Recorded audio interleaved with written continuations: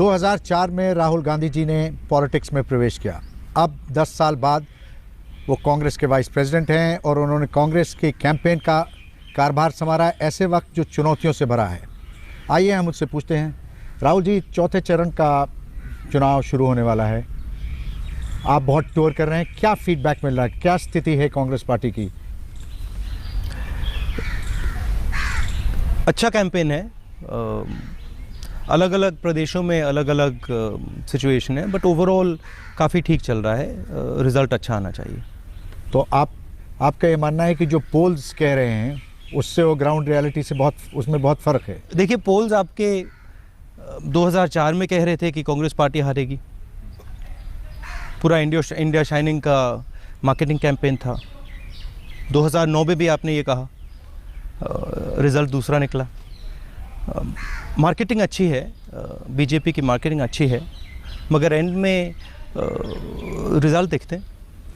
Marketing अच्छी तो आप लोग क्यों नहीं कर पाए, कांग्रेस क्यों नहीं कर पाई? हो सकता है कोई कमी रह गई हो कांग्रेस की तरफ से। 10 साल आप पावर में रहे, ये पूरा इलेक्शन मोदी सेंट्रिक हो गया है। देखिए, कांग्रेस का जो बेस है वो गरीब जनता का बेस है।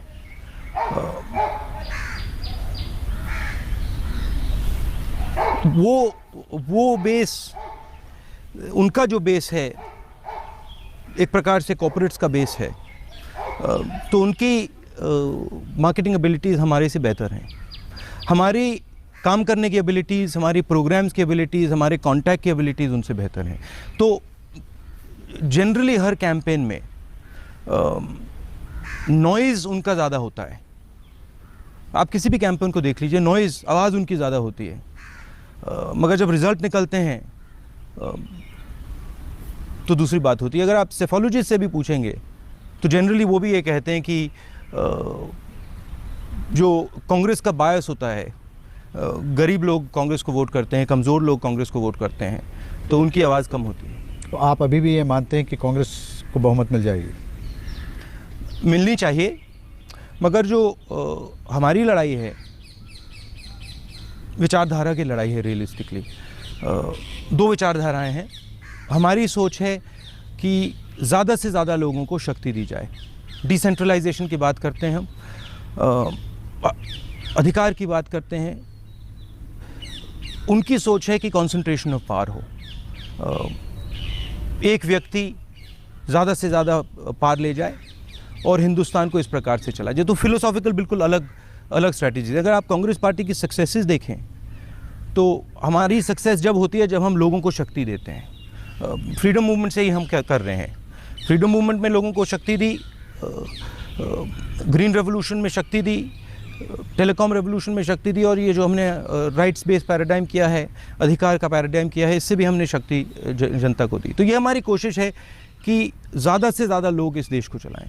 आप जब शक्ति की बात करते हैं मुझे लगता है आप वेलफेयर की बात कर रहे हैं। नहीं, मैं सिर्फ वेलफेयर की बात नहीं कर रहा हूँ, मैं एक सपोर्ट सिस्टम की बात कर रहा हूँ। विकास होना चाहिए, प्रगति होनी चाहिए, सड़कें बननी चाहिए, स्कूल कॉलेजेस खुलने चाहिए, मगर जो गरीब होता है उसको एक मिनिमम फर्श की ज़रूरत होती है। अगर वो बिना फर्श के वो टेक ऑफ नहीं कर पाता है। गरीब व्यक्ति सड़क को नहीं खा सकता है। गरीब व्यक्ति को मिनिमम सपोर्ट बेस की ज़रूरत होती है। इसलिए हम अधिकार की बात करते हैं, इसलिए हम राइट टू फूड की बात करते हैं, इसलिए हम रोज़गार योजना की बात करते हैं। उसको एक प्लेटफॉर्म मिल जाए, उसके बाद वो टेक ऑफ करे।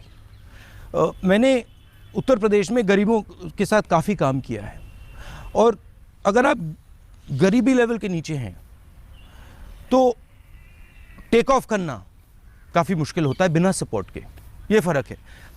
हम चाहते हैं कि बिज़नेस के बीच में और गरीब जनता के बीच में एक पार्टनरशिप हो, दोनों एक साथ काम करें और इस प्रकार से प्रगति हो। उनकी थिंकिंग है कि पूरा फोकस 3-4 इंडस्ट्रियलिस्ट पे हो और बाकी सब अपने आप ठीक हो जाएगा। ट्रिकल डाउन की बात करते हैं।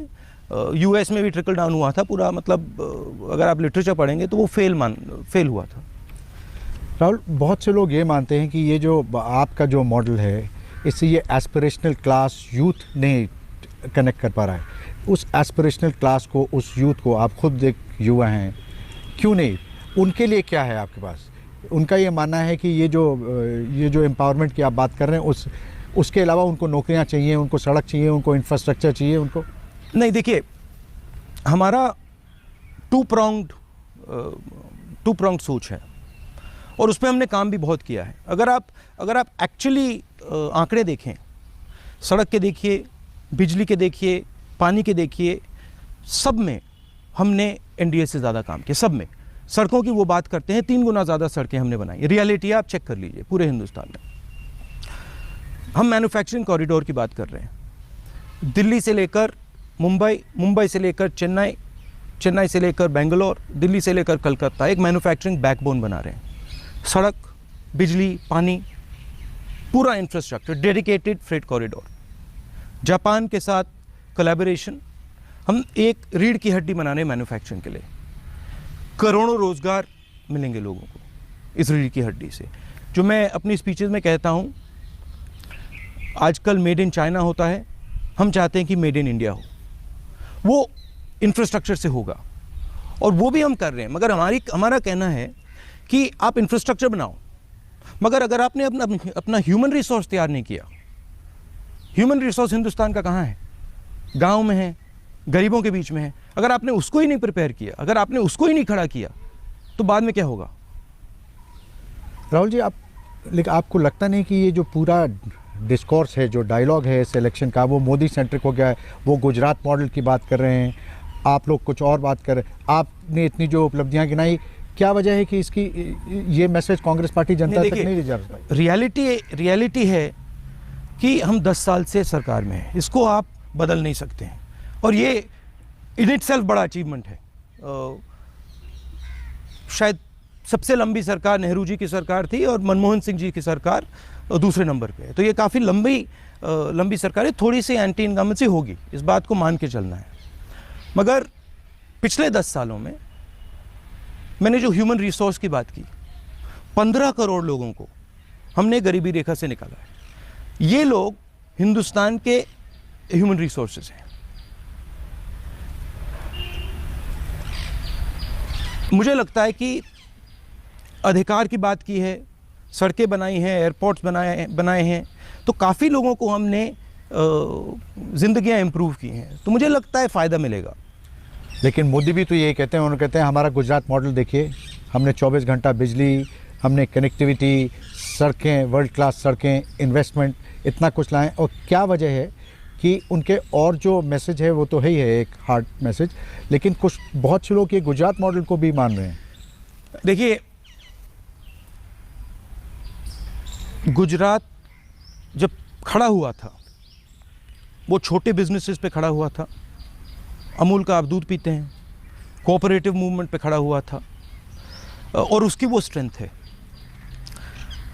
आप गुजरात मॉडल की गुजरात को देखें, एक व्यक्ति के बिजनेस का टर्नओवर 3,000 करोड़ से 40,000 करोड़ पहुंच गया। आप अडानी की बात कर रहे हैं, नाम नहीं लेना चाहता हूं।